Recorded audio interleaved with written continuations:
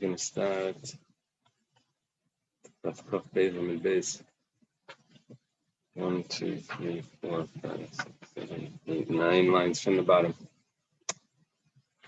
The word is Ben Shana Shal B'Malchai. It's like a pasuk of quotes. And this was my learning should be a panacea. A push lima for everyone that needs. The Gemara says Ben Shana Shal B'Malchai. Now, the literal interpretation of this pasuk means that Shaul had ruled for 1 year. But the Gemara learns it that he was 1 year old. So based on that, Amar Abuna Keben Shana Shleitam Tamche. He's like a year old that he never sinned. See, Shaul loses the kingdom, and it doesn't continue. He loses it, and it doesn't continue in his family. What did he do? What was the big deal? Well, yesterday we learned that he was with Agag. He didn't follow the instructions. He allowed Agag to live. So now we're learning that he was so holy. He never sinned until that time. Maskefler of Nachum Bar Yitzchak. Rav Nachum Yitzchak has a question. How do you know that that's the pshat? You're talking about the 1 year old, or in his first year, maybe he's crawling around in the dirt and with a dirty diaper. How do you know which aspect of the 1 year old you're referring to? So Achvio Leila Rav Nachman Sita Bechelme.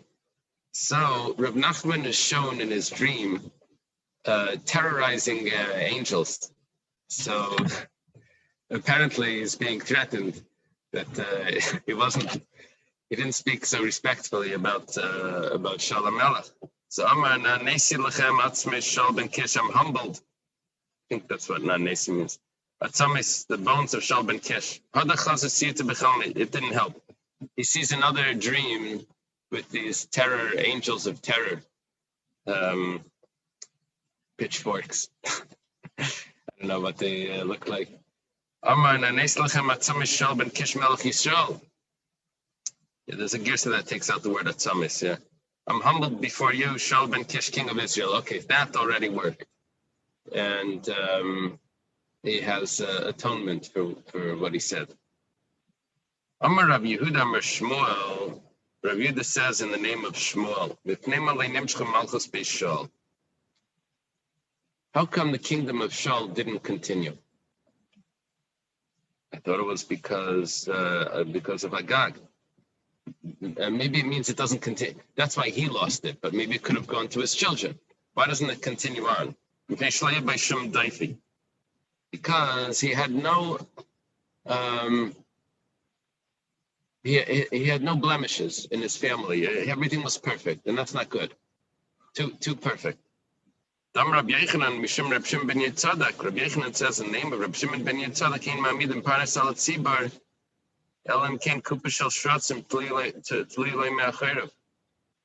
You can only appoint a leader over the community unless he has a box of creeping creatures, cockroaches, hanging from his back. That if he gets arrogant, you can say, "Look behind you." What was that Yiddish song? Mekendach ala deine yichlas. Yanko. Yeah. Anyway, so basically the song went, "We know who you are. This your father was a horse thief. You know. Yeah." Made sure no one had any gaiva. That was the. So. Good morning. I was trying to get out to So what we're saying here is that in order to be a community leader, you have to have, I guess the English expression would be skeletons in the closet. You have to have something there that to keep you humble. There's a diakon me'achayrav that it should be in your past, because your past you're really not guilty for. I'm not responsible for. follow that. I'm not responsible for any actions from my history, so that's why it can't be held against me. But nevertheless, it will be used against me to keep me humble.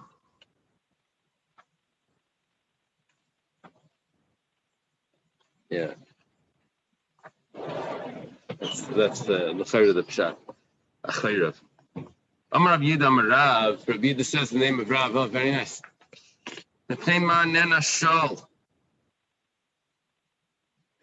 Why was Shaul punished?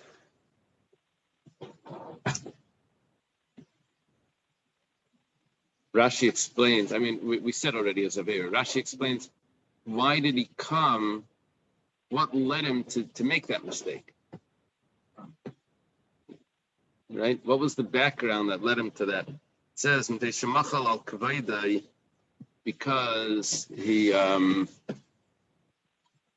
forgave on his own honor. He wasn't supposed to do that.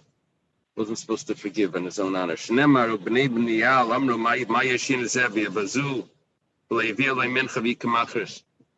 The people said, "What's this guy going to help us?" And they ashamed him. They didn't bring him a gift, and he was silent. He just ignored them. Yeah, Rabbi Kor Senior told me that he was going to teach. It was first time teaching. So he asked Reb Shmuel Levitin, an old chassid. He asked him, "What should I do? I'm going to teach." He says, "Go into the classroom before the students get there. Take the garbage can and turn it over, spill it everywhere. And then when you walk into the classroom, you say, you pick up the mess." So that's why you set up with like authority. You give instructions right away. Anyway, Shaul becomes king, and people are embarrassing him, and he doesn't say anything. He makes like he's deaf. And then, so what happens now is that there's a siege that's over Yavish Gilad, and then Shaul goes and he conquers the city, he protects the city. So afterwards they said, "Who are those people that insulted Shaul? Let's go get them. We'll put them to death." And Shaul said, "No, today no one's going to die." That means he protected the people that insulted him, and that he wasn't supposed to do.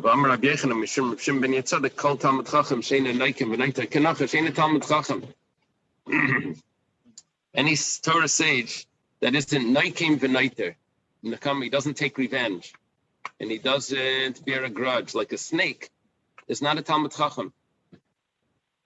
You have to be vengeful. Yeah. The Gemara says, "Vaksiv leisigim leisiter." The Gemara and Moshe Pekar, if you can put them together, have the same thought. Thought the opposite. It's not a good thing.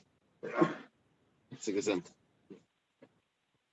Yeah, the commentaries say, what's the expression like a snake? They say one of the interpretations is that the snake, everything that it eats tastes like dirt. So there's a medrash somewhere that all the animals were discussing, and they tell the Bishlam, we understand why we bite people in this. We want to eat them, but you don't get any benefits from biting people. Everything tastes like dirt. Go, bite the dirt. So it does it just in spite. It doesn't do it because it gets pleasure. So what it's saying here is, you don't do it in a way that there's a vendetta, out to get the guy. As a personal interest. You do it because that's the right thing, or justice, or something, respect for what you stand for. But so it's like a snake without any feeling. It says that you're not allowed to do that. You're not allowed to bear a grudge or take revenge. It says Hahu b'mamanu d'ksiv. That's talking about money. Okay, let's see what this means. The Tanya was taught in a brisa. Ezu nekima vezu netira. We had this recently in the Chumash. What is nekima, revenge? But what is netira? The word netira is to guard, bear a grudge. The Aramaic Natira is to be Shaimak. Nikima, what does it mean, revenge? Amalai, the person says, Hashilena Magelcha, lend me your, a magal is like a sickle or something. Lend me your sickle. Amalai, Lav, he says no. Lamachar, Amalai, the next day the other fellow says, Hashilena Kardumcha, lend me your axe. Amalai, Any Mashilcha, Kader Shlev Shaltani, you didn't lend it to me, I'm not lending it to you. Right? Zui Nikima, that's revenge. Ezi Natira, what is bearing the grudge? Amalei, Hashileni Kadumcha, he says, lend me your axe. Amalei Loi, he says, no, I'm not lending it to you. Lamach Amalei Hashileni Chalukcha, the next day he says, lend me your cloak. Amalei Helach, here it is. Ini Kamaischa, Shlei Shaltani. I'm not like you, I'm not your type, I'm different, I'm better. You didn't lend it to me, I'm gonna lend it to you. Zui Natira, that's bearing a grudge. You're reminding him of what he did. He keeps, bringing it up as you do it differently. So the Gemara says, "V'tzayra the gufaloi," or maybe it's not a question. Maybe it's supposed to read this straight. I don't know. Is it a question mark over there? Is it not? And pain to the body is not considered. It doesn't involve.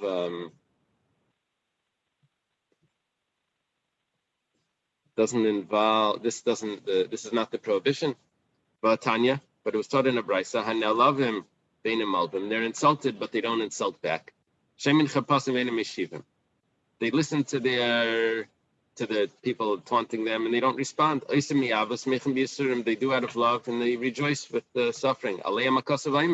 Regarding them, the verse says, "Those that love Hashem will shine like the sun goes out in all its glory." So what are we seeing over here? That you have the same halacha when it comes to not being insulted. It doesn't only have to do, in other words, bearing the grudge doesn't only have to do with lend me your this, and then I say I'm going to lend it to you, even though you're not. It doesn't only have to do with that. We see even when it comes to insulting, you're not supposed to respond back. So Shaul was correct. He didn't respond when they insulted him. So the Gemara says, "Lailam denakad leibelibe." Yeah, but it's not about Shaul's honor, it's about Hashem's honor. It's about Hashem's honor, right? So here it says, "Leilam denakale blibe," that he was supposed to hold it in his heart, and if someone else would come, you don't take revenge, but if someone else is going to, you could let them. You know what they did. It's not like that you didn't have any feeling. You hold on to it, but you don't do anything. You're silent. If someone else is going to come and take revenge for you, so you could let them. That's what he could have done. But the Rava says that you're supposed to overcome these feelings. You're not supposed to. You're supposed to talk to yourself that whatever it's hard to judge them, and overcome these feelings. So the Gemara says that's the Maphayis. That's when he comes to ask for forgiveness, then you overcome it. But before he asked for forgiveness, then Shaul could have let them take revenge from the people that insulted him. Yeah. I wouldn't have learned this Gemara that it's like a religious requirement. I would have learned it that it's a leadership skill to have some sort of like sense of authority. But then I wonder if that's what the Gemara is. That what the Gemara is telling me? Just management. People should respect his position. I don't know.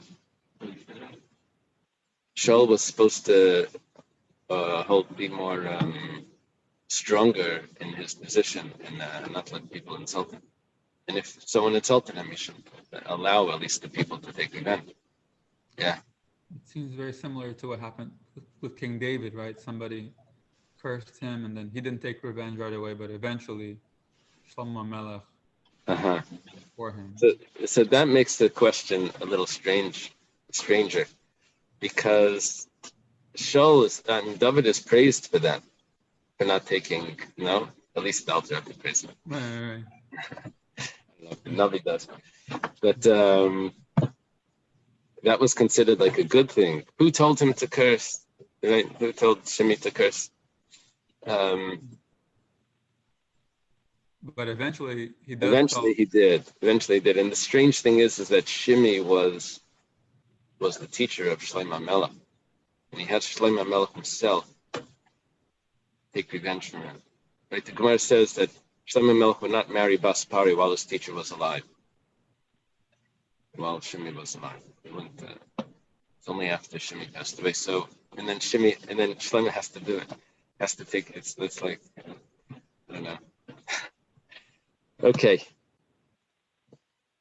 So, Umahi Mitzi and Achas Ishtayim Hulu. I don't know if that was a figurative thing. Or the professor's asking about the technique that I said before to spill out the garbage and then have someone clean it up. The idea is there that you walk in with the sense of authority. Excuse me, move the table, please, to that side. Make like you own the place. Okay. Hashta Shtayim. Omay Matzianach Shtayim. What do you take? We're talking about the lottery, right? They did a lottery to see who would get the turn to do the Trumas Hadeshin. So we said that there was a little bit of a problem, someone pushed this friend off. Afterwards, they did a piyus. And how did they do that? Was that in a brisa where we learned they would put out one finger or two fingers? I think we learned that in a brisa. In the Mishnah, so far, it didn't say that. It's in the Mishnah later. No, it is in the Mishnah. Ma'im Mitzian, Achas Ishtayim. The Mishnah says. It's the Mishnah. The Mishnah says Achas Ishtayim. Put out one finger or two fingers, but you don't put out a thumb. The Gemara says Hashta Shtayim Mitzian Achas Midbai.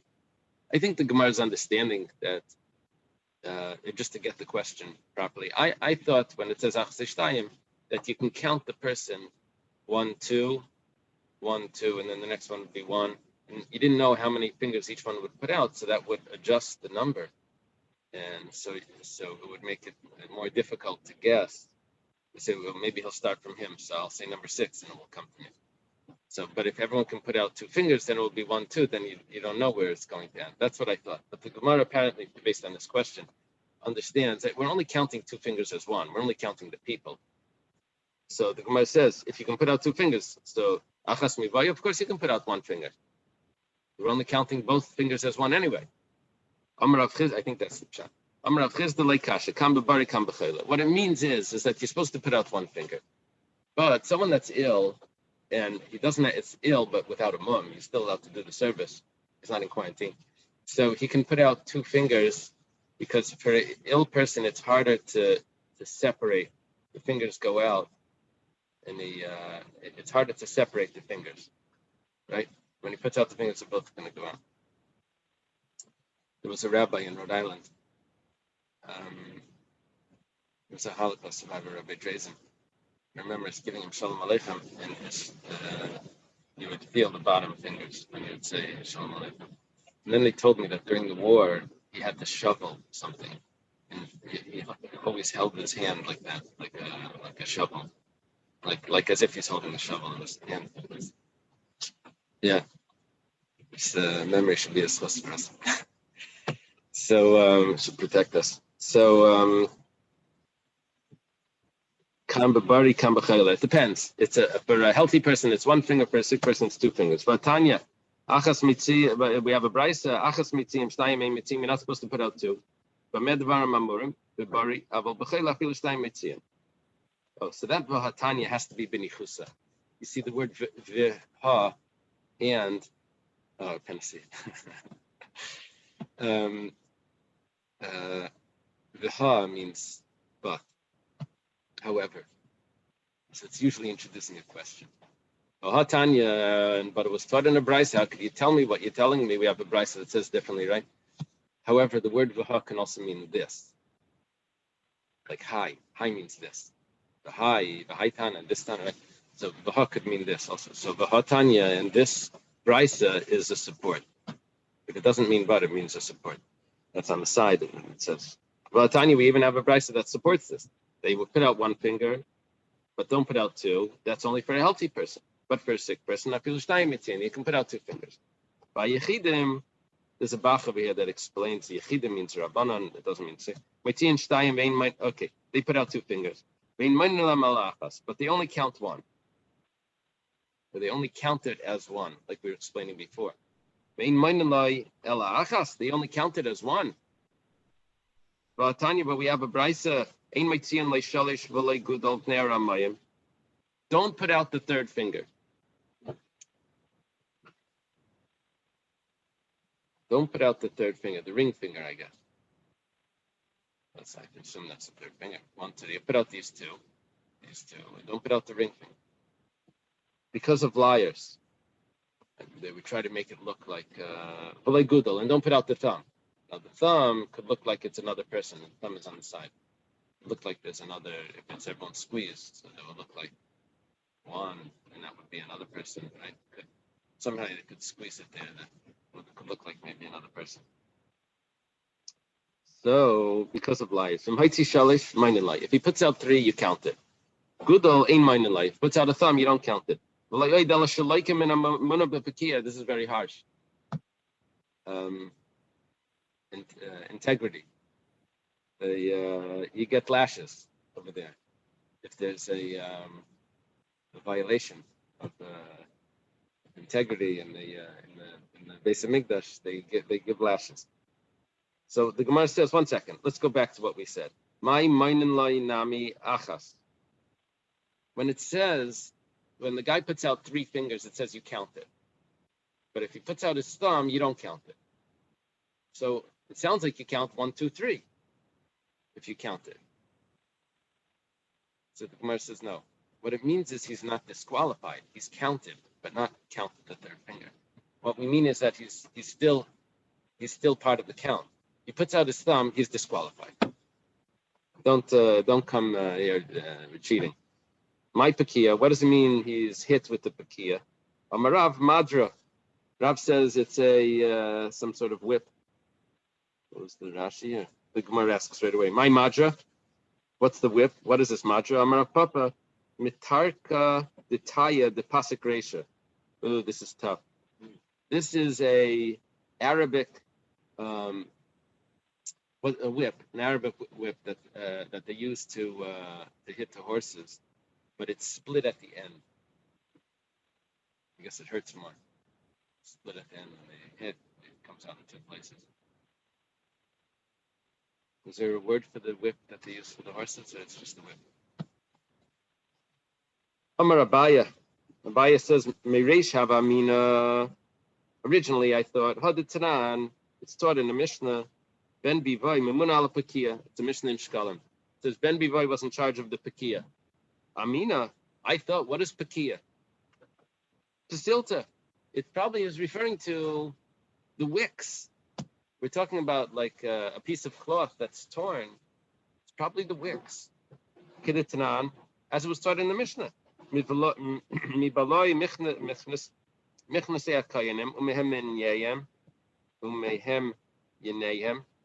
From the pants and from the belts of the kayanim that were worn out. From them you would tear, and from them you would light. You're talking about the Simchas Beis Sheva. Where did they get the big torches from? Oil torches.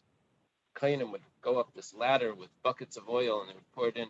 Big wicks going up. What would they get it from? They would be from torn pants, torn clothing. So, yeah, wool is not a good. It's not a good wick. But maybe as a torch it works. Maybe that's what it means. And Shabbos, right? In Bamim Malikin, not that useful. Is that one of them?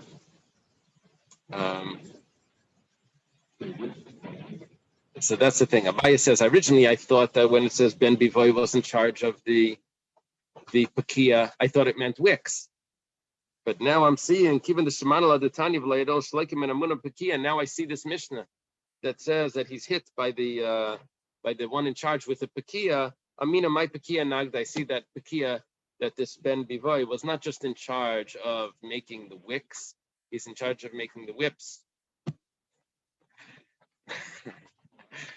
Yeah, it was really all of this was in English. Did you say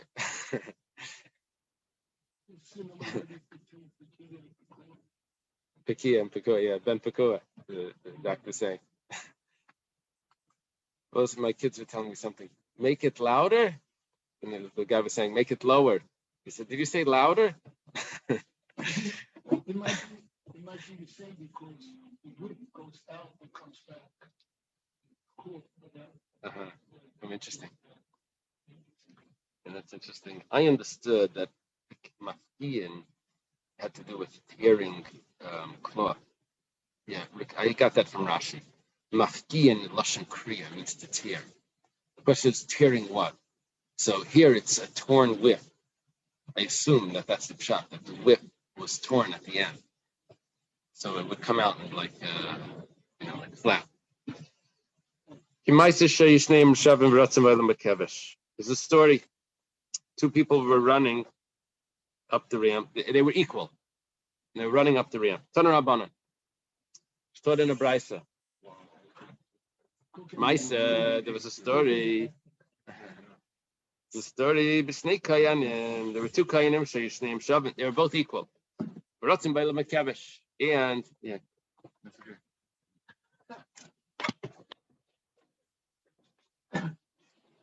They were going up the ramp. One of them reached the 4 amas first. Natal Sakin. He took a knife. The Takalai Belibe, and he stuck it into his friend's heart. Ahmad Reb Tzadok al Mailas Ulam. Reb Tzadok stands up on the steps of the Ulam. For some reason, Rashi says that this Ulam was in the Harabayas. It says, as Josephus writes, that King Herod had made steps to the Ulam. He made different chambers on the Harabayas. Rashi quotes Josephus. Surprising, but yeah. Yeah, I'm not sure if everyone agrees with that, but Rashi clearly does. He does it here, he does it in Bavasra, also he quotes it here. I'd like to know. When you say expression, you're killing me. It's sticking a knife in my heart. I can't really see honestly. Let's see. Let's take a look. I don't know. Well, Amar, look at what happens. Reb Tzadok stands up on the steps. Now, it's not. I don't know why Rashi needs to say that. Rashi could say it's the steps of the Ulam. Reb Tzadok was a Kayan. Reb Tzadok, Reb Elazar Bar Tzadok, we know where Reb Tzadok was. Unless what Rashi is telling me is that it's a different Reb Tzadok. It wasn't the Kayan, it was someone else. Maybe that's what he wants to say. Va'amar, Achenu Beis Yisrael, my brothers, Jewish people, Shimu, just listen. Look at what the pasuk says. If you find a corpse on the ground, the elders and the judges go out, and they go out, they do the egla rufa. They say, our hands are not guilty. Who was supposed to bring the egla rufa? On the city of Yerushalayim or on the courtyard of the Beis Hamikdash. Go, Kalam B'chi, everyone starts crying. The father of the child comes, see that the child is still convulsing. Amar, he says, my son should be in atonement. My son is still convulsing. That means the knife is in Tameh. This teaches you, okay. Lalamdacha is a comment on what on the comment of the father. He was thinking about the knife, if the knife is tameh. That means. Oh yeah. So the purity of the vessels was more important to them than murder. Yeah, my grandmother had that story a little different. She had this Indian guy that went to kill a buffalo. Yeah, it was all in Yiddish. But they don't kill cows. Nana, they kill a buffalo. This He broke when he no, I don't remember the Yiddish, but this Indian guy went to get a buffalo for his daughter's wedding. That they were going to use the skin for the teepee, and anyway, this time it wasn't big enough. It wasn't enough meat. There wasn't enough skin. Anyway. In the end, he comes back home. And they said, "What happened this time?" So he said, "I brought the milchik a tomahawk." Okay. So, it also says, the gam dam naki shafach menashe harbe miyodash ada shemiles Yerushalayim pelepe. Okay. We find this also by Menashe. What is the pasuk? What are we seeing from this pasuk? What's the hour? What is any comments? What this pasuk is telling us? Okay, so Menashe killed a lot of people, and the city of Yerushalayim was filled with blood. Oh, that's what it's saying. Insensitivity to murder. That there was so much murder that there wasn't considered like anything. He's busy with the night.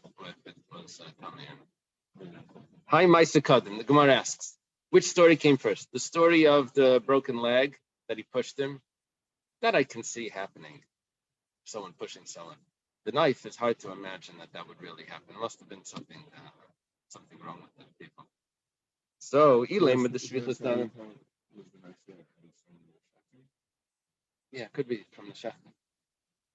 Elaim with the Shvichas Damim. If you say the story of the murder was first, Hasta Shvichas Damim le Tekino Paisa Nisper Ragle Tekino. What happened over here? They have this strange way of figuring out who's going to get the job. They make a race. One person kills the other guy, and they say, "Okay, we'll do another race. Let's see who's next. We'll do another race. We'll keep doing the races." Then someone pushes the other guy, and then they say, "Okay, let's stop the races. Let's do just the lottery." So after the murder, they don't stop it. They only stop it after the guy breaks a leg. Ella, it has to be nishparam ragle kadam. First, he broke a leg. One fellow broke a leg. Said, okay, it happens. We don't have to change it. Even the Takino Paisa. Okay. So if they instituted it after breaking the leg, no, that's what happened. He broke the leg, like the Mishnah says. Even the Kinale Paisa Arbamas Maya Viditayas. So then why was there a race afterwards? Really what happened was the murder was first. They thought it was just a crazy story, and you can't make a judgment to switch everything because of one Meshugana, right? You don't change the world because of that. There's always going to be crazy people. It could be we're going to switch it. They'll pull out a knife during the lottery. Given the chazi, then they saw that it was happening even more routine. So then they saw, someone pushed someone else. That's already something that we have to take into account. There's also the service, yeah.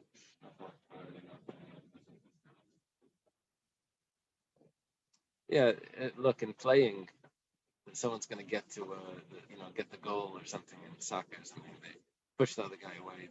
They do things even though that's not acceptable. It's a foul or whatever. But they do it all the time. Oh. Right. Right. Yola has a good point. At least in today's standards, we wouldn't allow running in the base of Mikdash by today's standard. It's not respectful to run. Don't run in the shul, don't run in the hall, don't run in the museum or the library or anything. You want to say something, Shnaya? Yeah. How did someone stab someone else by accident? Oh, over here it wasn't by accident. Here it looks it was by purpose. It was on purpose. No, but then the second case. Oh, the second case was not a stab. The second case was he pushed him off the side of the ramp and he broke his foot. Right?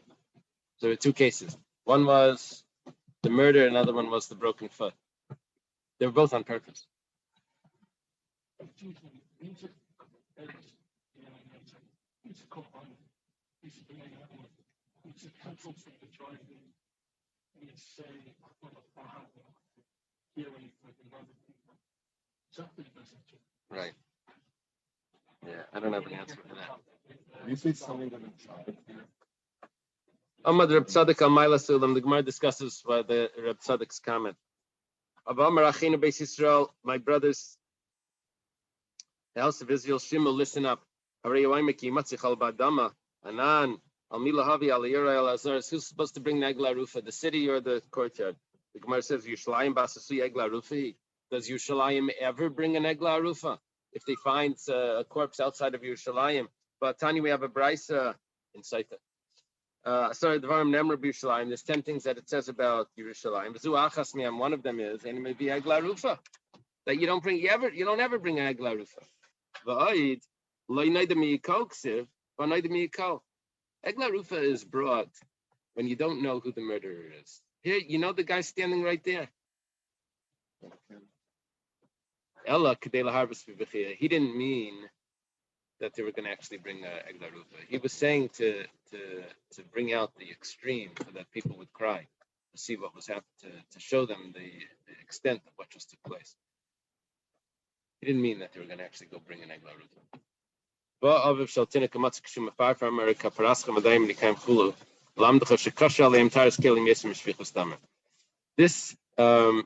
This teaches us what the father's comment is that look, he's still alive, the knife is still tar.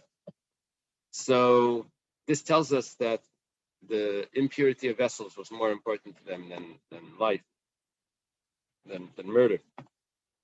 Ibailu, the Gemara's interesting question. Shvichas damim hu dezol, aval taras kelim kedekaima kaima. Edil mashvichas damim kedekaima kaima, aval taras kelim hu dechamira. It's not really a philosophical question. It's like this. What was going on? Was it that murder was so prevalent? So these people were not extra special with Taras Kalim, regular. But murder was so prevalent that it became like nothing. It wasn't considered like anything. But Taras Kalim was normal. Or do we say that no? Do we say that these people, murder was not so common, but these people were so into Taras Kalim that was even more important than murder? Like which way? Here we have a standard, okay? And usually we would assume that murder is up here and Taras Kalim is okay, put in the middle. So now we're saying that murder was down here and Taras Kalim is up here, the opposite. The question is, did Taras Kalim go up higher and murder was at its normal stage? Or did Taras Kalim at its normal stage and murder was dropped so low that it was just like so common? That's the Gemara's question. Yeah, when you read the question, you're sort of like what's the Gemara saying? It's almost like the father's comment. Like that's what we're worried about, like which one was which. It's such a terrible. But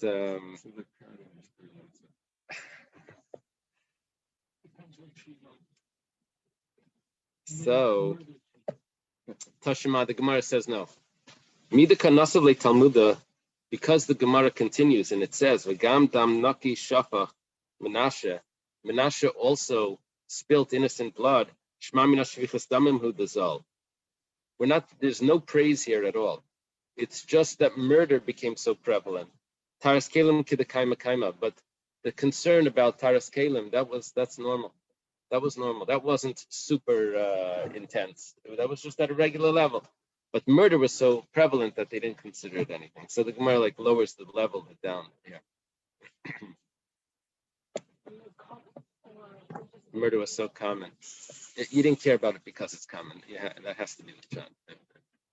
Isn't it like a singular that was very uncommon to one of the instances Yeah. Yeah. And then the Gemara Gittin tells us that when murder became more prevalent, the Sanhedrin actually left Lishkas Agazes. They couldn't rule the cases anymore. It was just so common. It was too crazy. Yeah, there's a similar Gemara to this regarding the if someone steals, it's a Gemara Bava Metzia, if someone steals, or you suspect him of stealing, so certain times he has to take an oath that he didn't steal. So the Gemara is discussing, I mean, if the guy's a thief, so why are you trusting him to make an oath? That the Gemara says that no, it's machlekes, but there's a discussion that maybe people are more careful with an oath than they are with stealing. Then the Gemara gets into at different times, people are more careful with oaths, at different times not. The Gemara, well, it's a diak in Tosfos, really. That what happened? Did people get more serious about oaths, or did stealing become more prevalent and it was just so common that people? It's a similar sort of discussion. Tana Rabbanan, start in the Brisa. Upashat v'lavash begadim achim. We're talking about the Trumas Hadeshin. You would have to go up and take a shovel full of ashes, and you would put it on the side of the mizbeach. Then there was another job that had to be done, where you needed to remove all the pile of ashes that was in the it's called the tapuach. There was a mound of ashes. So when he does that, he has to change his clothing and put on other clothing, and he has to remove the ashes. Now this is a big job. So Shemani, I hear Kederech Yom Kippurim shepoishet bigdei kodesh v'levish bigdei chol. I guess after Yom Kippur, he would change his clothes and put on bigdei chol.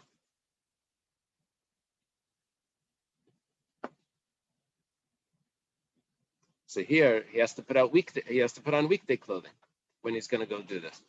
Weekday clothing means not kohen gadol, not kohen regular kohen uniform. That's what it means. Out of uniform.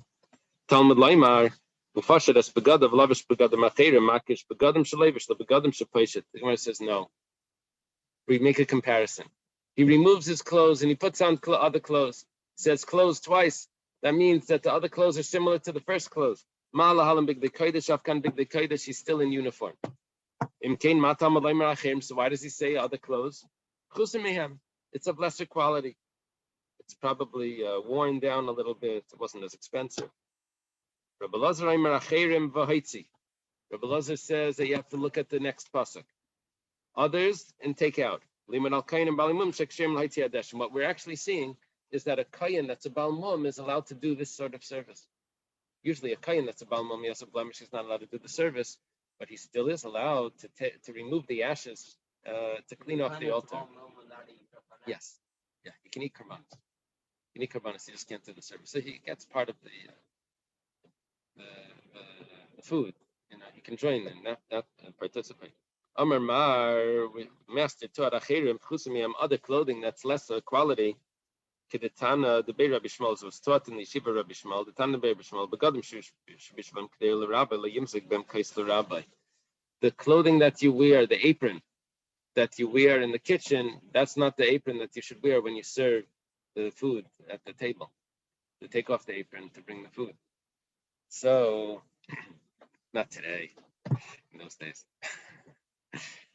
So you can't mix the drink, you can't pour the wine with the clothing that you used in the kitchen. Amar Reish Lakish kamachlekes b'yitzah kach machlekes b'arama. Reish Lakish comes and tells us something interesting. We have Rabbi Eliezer. Is it Rabbi Eliezer or Rabbi Lazar? Rabbi Eliezer's opinion that a Baal Mum is allowed to do the removal of the ashes. He has one job he can do. Rabbi Reish Lakish says, based on that, he can also do one more job. Every morning there was the Trumas Hadeshin, he can also do the Trumas Hadeshin, according to Rabbi Eliezer. Rabbi Yochanan says, Machlekes b'yitzah v'barama divrei kol avaydi. Nope. The Baal Mum can only do the Hitzah Hadeshin, but not the Harama Hadeshin, not the Trumas Hadeshin. He can't do the everyday job. Once in a while, it got so piled up, they would take it out. That the Baal Mum can do. That's just, cleaning. But the service that's done every day, that the Baal Mum is not allowed to do. Someone with a blemish. My time of the Reish Lakish. What's the reason for Reish Lakish that allows this? Amalach, he says, it's obviously not a service. Because it says by the Trumas Hadeshin, it says, It says over there, "V'lav shakayin midevad michnasevad." Midevad michnasevad yilbash al basari. He puts on his tunic and his pants. So, what happened to the hat and the gartel? He's going out in his with half the attire. So it must be that it's not a service. Rabbi Yochanan says, "Gali Rachmana b'ksenis mechnasayim v'udin mitznefetz v'avne." Yeah, that's what the Torah said. But of course, you have to wear the hat and the gartel as well. It's a regular avodah. So Maishna Hani Midevad. So why does it say just Midevad or Mechnasevad if he is supposed to wear all his clothing? So it says no. It's coming to teach us Midai Kimidasai. The tunic has to fit him properly. Sometimes they put on like pajama shirts. It's just a size too large or several sizes too large. It's just like a gown, So it doesn't have to fit exactly because it's just a gown, right? So no, it has to fit. It has to fit it. What's it called? When it fits like sporty. There's different types of. No, there's different. The way they sell the shirts, they have like this type of regular fit, slim fit, slim fit. It had to be slim fit. Mechnasebad. What do we see from Mechnasebad? Look at the Tanya. They didn't put on any underwear. They just wore these pants. These pants was the clothing. That he wears these pants on his flesh. Reish Lakish. Midai kimidasai midafker rachmana b'lashon midai shlei yadavar kaidon mechasai me'al b'sari nafta. Problem is Reish Lakish doesn't use this. Doesn't say that these words are extra. So where does he know these halachas? That the tunic needs to be slim fit, and that the pants need to be directly on his flesh. He says, "Oh, that I can see from the other parts of this word. Midai means it has to be his measurement, and and also it says al basari on his flesh. That teaches me that it needs to be directly on his flesh. Let's leave the Gemara here. Beautiful. Good job, guys. Okay, thank you. Okay.